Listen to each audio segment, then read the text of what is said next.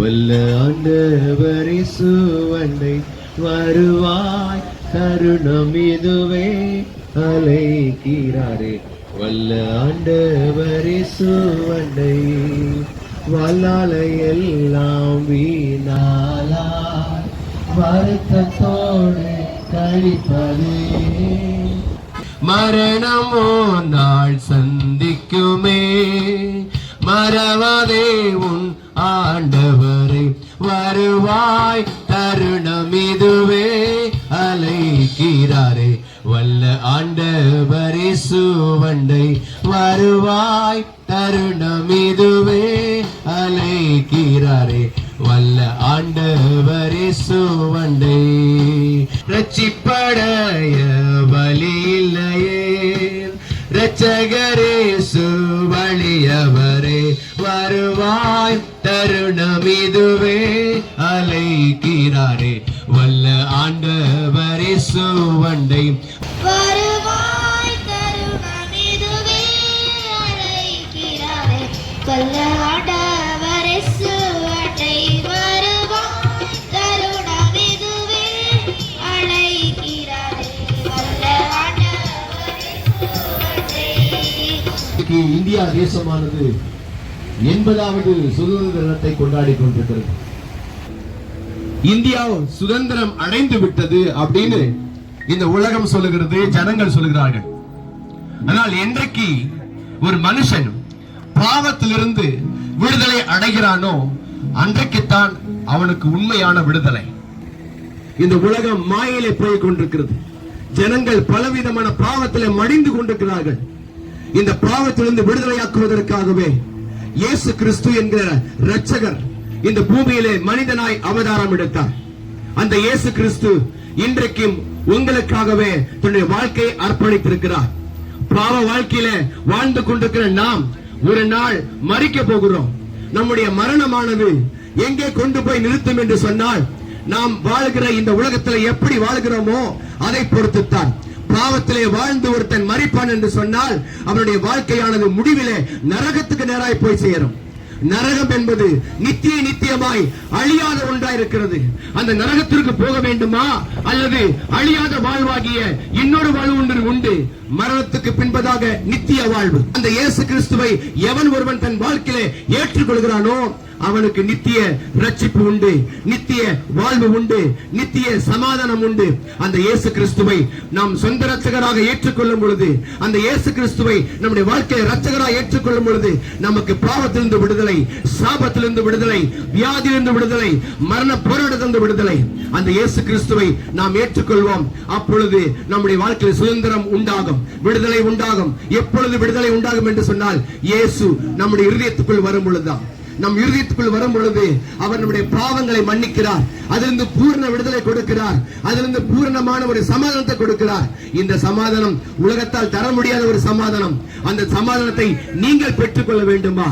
உங்கள் வாழ்க்கையில பெற்றுக்கொள்ள வேண்டுமா? இயேசு கிறிஸ்து உங்களுக்காகவே தன்னுடைய வாழ்க்கையை அர்ப்பணித்தார்.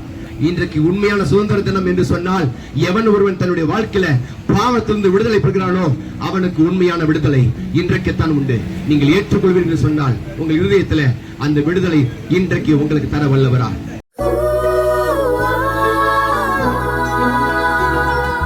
பிள்ளைகளுடன் கைகோர்த்து சுவிசேஷத்தை அறிவித்தோம். பரலோக பாதையிலே இயேசுவின் அன்பை விதைத்தோம். இந்த ஐக்கியமே ஆனந்தம், நித்திய வாழ்வின் ஆதாரம். ஆமென், ஆமென்.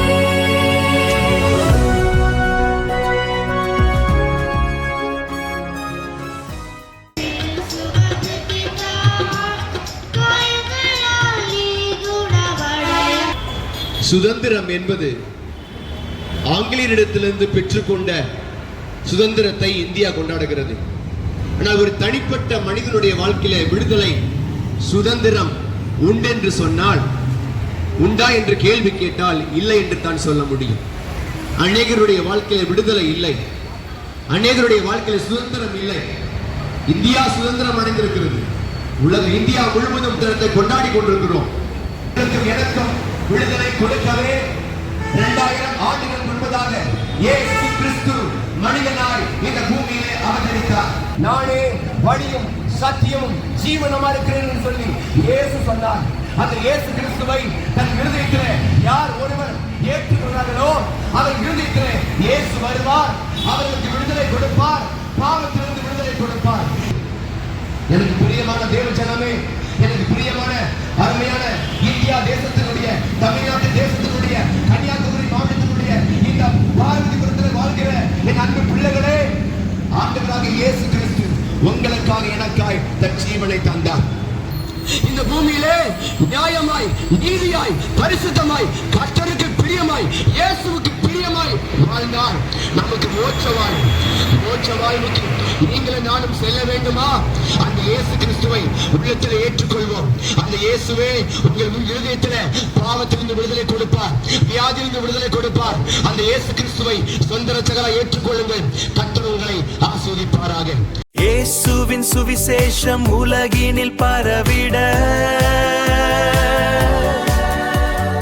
அன்பின் நற்செய்தி எத்திசையும் செல்லிட,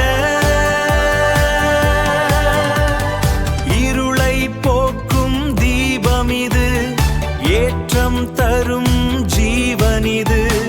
இயேசுவே எங்கள் பாதை, அவரே உண்மை, அவரே ஜீவன்.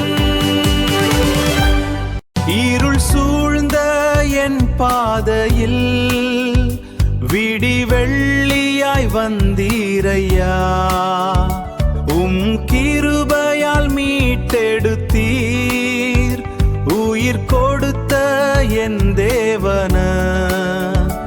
உம் சுவிசேஷம் என் ஜீவன், உம் சுவிசேஷம் என் ஜீவன்.